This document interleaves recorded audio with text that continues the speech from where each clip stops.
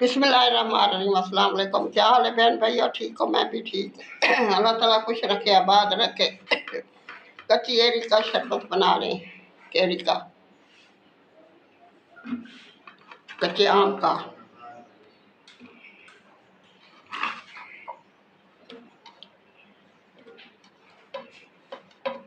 मैदे को ठंडक पहुँचाता है। पुदीना भी डाल रही हूँ।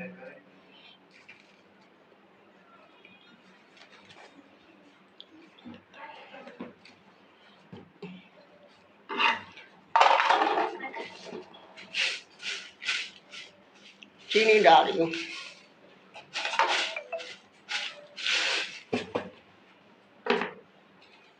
थोड़ा सा नमक। क्या बनाना है?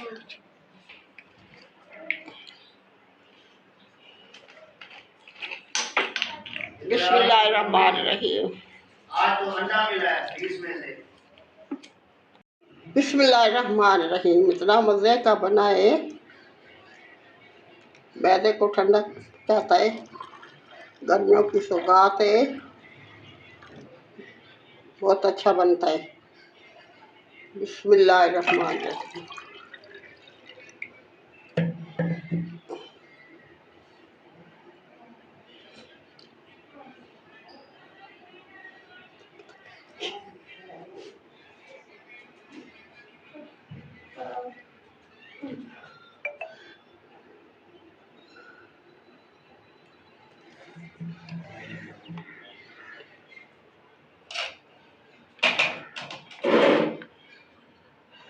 मेरी वीडियो पसंद आए तो लाइक करना, शेयर करना, सब्सक्राइब करना।